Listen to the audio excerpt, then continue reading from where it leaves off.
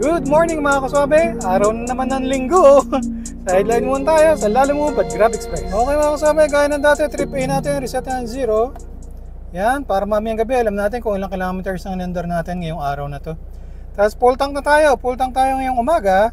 Mamayang gabi, papapul tank ulit tayo para kung magkano yung pakarga natin sa gabi, yun yung actual na gastos natin sa diesel para sa sideline natin ngayong araw na to. Okay mga kasabi, time check 8:49 ng umaga. Sunday ngayon mga kasabi. Ngayon tayo sa sideline. Ang biyahe natin ay Grab Express at saka Lalamove. Sa Grab Express, ang classification natin, Grab Express MPV. Pero palagi naka-on yung Grab Express Sedan. Tapos bubuksan rin natin yung rent ng 4 hours. Yung Grab Mart at saka rent ng 8 hours hindi natin bubuksan. Pero baka baka kailanganin natin para maabot ang incentive, baka buksan natin yung Grab Mart sa hapon. Tingnan natin. Wow. Sa Lalamove naman mga kasabi, tayo 300 kg MPV. Pero pinapasukan rin tayo ng 200 kg na sedan ng mga bookings. Walang mission o incentive kay Lalamove ngayong linggong to, pero sa Grab Express all good. Kasi araw-araw may incentives doon mga kaswabe. So, nice. Ang sideline goal natin mga kaswabe, gaya ng dati, 3,000 pesos na gross income. Gross, ito yung bookings, incentives plus tips. Pero syempre sa gabi, babawas pa rin naman natin yung mga expenses natin. Diesel, budget for car maintenance, kung nag-toll free tayo kung ano man, para alam natin kung magkano yung net, yung malinis na take home pay natin ngayong araw ng sideline natin. Yun mga kaswabe, tingnan natin kung saan tayo dadalhin ni Lalamove at saka ni Grab Express. Take ko mamaya.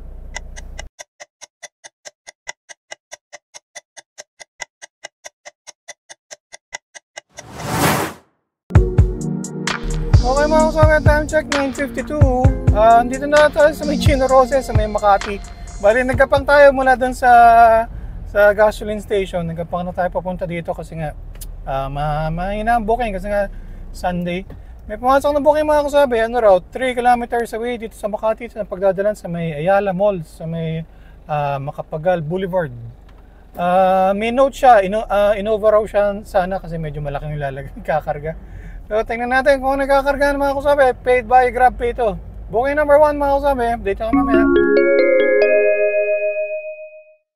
Okay mga kasabi, time check 10:40. Na-pick up na natin. Parang ilan ba?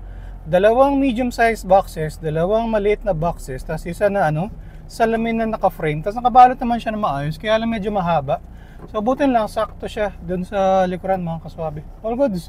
At ito natin to sa may Ayala Mall sa Manila Bay. 26 minutes, 8 kilometers away. Mag-Ayala tayo, tapos EDSA.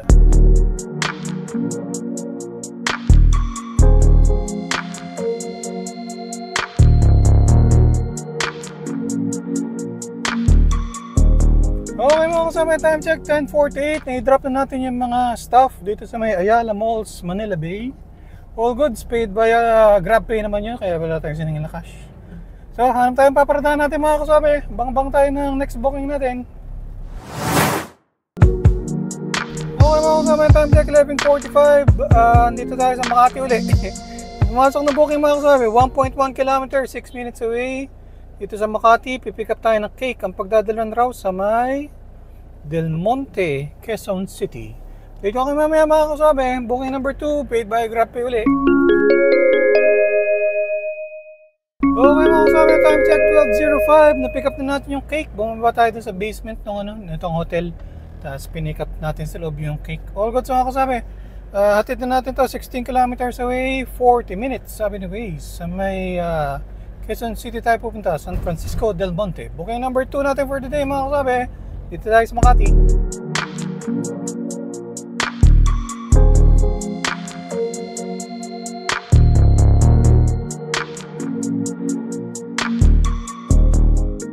Okay mga kasabi, time check 12:51. I-drop off na natin yung cake mga kasabi. All goods, paid via GrabPay, so wala tayong singil na cash. So completed booking number 2 mga kasabi. Dito tayo sa may San Francisco del Monte, Quezon City. Alam tayong paparadahan mga kasabi. Habang tayo next booking natin, dito ka mamaya. Okay mga kasabi, time check 1:57. Dito tayo sa Domingo.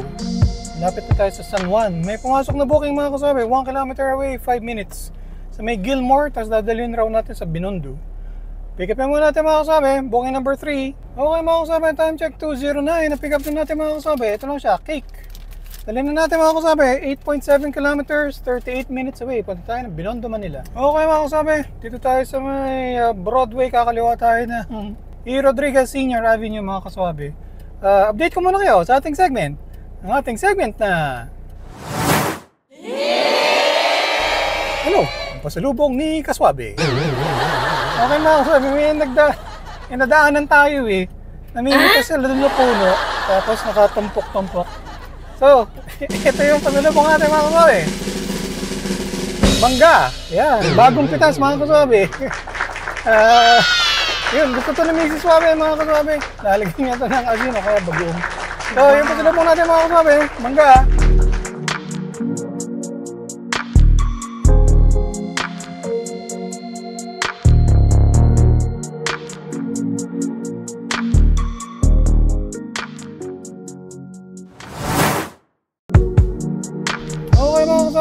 Dito tayo sa may Ongpin, ang strip na kalsada, kahit linggo, ang dami pa rin tao.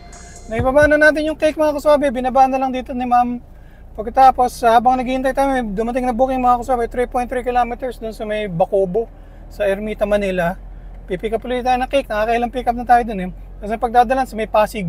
So booking number 4 natin yung mga kasabi, punta muna natin, update ko nga mamaya.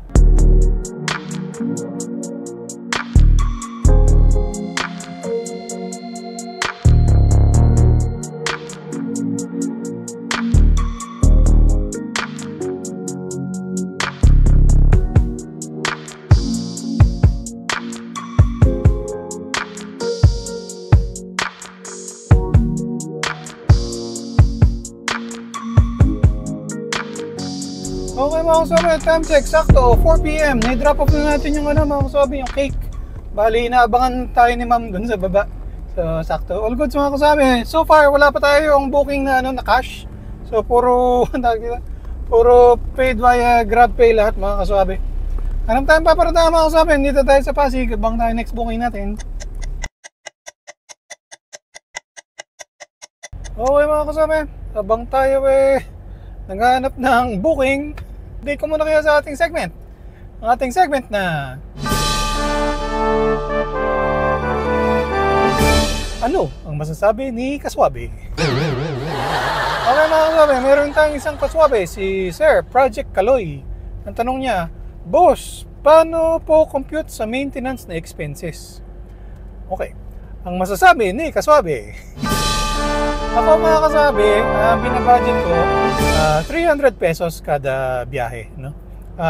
Ang ginagawa ko nun, tinatabi ko yun, budget yun eh. So ibabawas ko yun doon sa mga kinita natin for the day. Tapos itatabi ko, iipunin ko yun para nga kapag may nasira, may kailangan tayong pagawa, meron tayong paghuhugutan, meron tayong nakatabing pera. So yun mga kasabi, ang budget ko 300 pesos per biyahe. Bakit 300? So, for example, no, sa isang linggo, 5 days kong babiyahe. Siyempre, pahinga ng Sunday, tas yung isa, coding. So, 5 days in a week. Sabihin mo ng 4 na linggo sa isang buwan. So, 5 times 4, 20 days. 20 days times 300, mga 6,000 pesos per month na yun, mga kaswabe. So, sa tingin ko, estimate ko lang naman yun. No? Sa tingin ko, sa 6,000 pesos per month, okay na yun para sa maintenance. For example, papa-change oil ka, di ba? Mga every 2, every 3 months, depende, no? Pagkatapos, yung battery mo rin. Buhay lang ng batteries, mga 2 years. So, papalitan mo rin yan. Yung gulong natin, syempre, nauupod. So, kailangan may budget ka rin para nga mapalitan yan. Tapos, hindi porke bago yung gulong mo, hindi... At pag nabutas yan, napako, kailangan pa rin pa-vulcanize, di ba? So, yun mga kasabi, yun ang basis ko. 300 pesos kada biyahe, 5 times a week, times 4 weeks in a month. Kaya 300 times 20 days in a month, 6,000 pesos. So, yun ang budget natin mga kasabi. Yun ang masasabi ni Kaswabe. Sana makatulong. Okay mga kasabi, time check 5:54. So, mula dun sa last booking natin sa may Pasig, nagpahinga tayo, nagpalit na rin tayo ng damit. Umapang tayo, lumipat tayo dun sa ibang part ng Pasig, lumipat tayo sa may BGC, nandito tayo sa Makati mga kaswabe. Medyo desperado na rin, so nag-open tayo ng GrabMart, pero ngayon lang rin tayo pinasukan. So 2.2 kilometers, 9 minutes away mga kaswabe sa Makati. Pagdadalan doon lang sa kabila, sa may Santa Ana, Manila. Ang baba ng rate, kasi ang baba. Pero at least makatulong doon sa incentive, makakakuha tayo ng gems. So yun mga kaswabe, kaysa nakatambay lang tayo sa ilalim ng puno, pick upin na lang natin to. Take kami mamaya, booking number 5 natin. Okay mga kasama, time check 6:34. Na-drop off na natin yung mga groceries, all goods. Paid via GrabPay mga kasama, so wala tayong siningil. Problema, bago tayo dumating, may dumating na booking. Tapos nung binababa ko na yung mga groceries, biglang cancelled by passenger. So, ang inaalala ko lang, maka-apektado yung completion rate natin kasi may isang booking na cancelled. Although hindi naman tayo nag-cancel, no? Kaya lang, hindi lang ako sigurado. So malalaman natin bukas kung may makukuha tayong incentive o madi-disqualify tayo dahil dun sa isang booking na nag-cancel.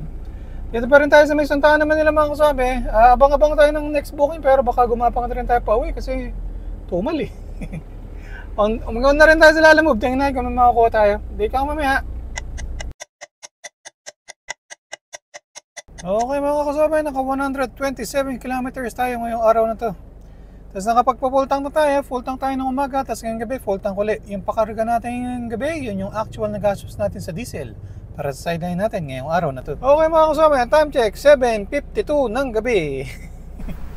Okay mga kasabi, 11 hours biniyahin natin. Mas mahaba pa tinambay natin, 6 hours ang walang booking. Tapos yung may booking, 4 hours lang. Okay mga kasabi, complete na ganito natin sa limang booking sa Grab Express, 1855. Grab Express Incentives, 117. Walang booking sa Lalamove, wala rin cash tips. Gross income natin, 1972. Mga expenses naman natin, diesel, 599. Budget for car maintenance, 300. So pag binawas natin yung mga expenses sa gross income, ito yung net income natin. Yung malinis na take home sa 11 hours na sideline, 1,073. Update sa ating incentive savings mga kasama, walang cash tips. Tapos Grab Express incentives 117. So total natin 117. Alright. Nice. So inalat na naman tayo. So far pag holiday, katulad ng biyahe natin noong nakaraang linggo, matumal. Tapos ngayong linggo, matumal na naman kahit na Grab Express pa tayo. Wala tayong nakuwang booking sa Lalamove mga kasama kasi nung tumitingin-tingin tayo, puro mga puro mga scam na mga bookings. So yun, sa Grab Express napilitan na nga tayo magbukas ng Grab Mart para nga makuha nating incentive. Pero yun nga, parang bababa no rate. Yun, ganoon na naman, di na naman natin naabot ang ating goal na 3,000 pesos na gross. Pero bawi na tayo sa mga kasama. So yun, hanggang dito na lang muna mga kasama. Maraming salamat sa panood. Hanggang sa ulitin, ingat-ingat sa pagmaneho para ang biyahe natin ay laging swap.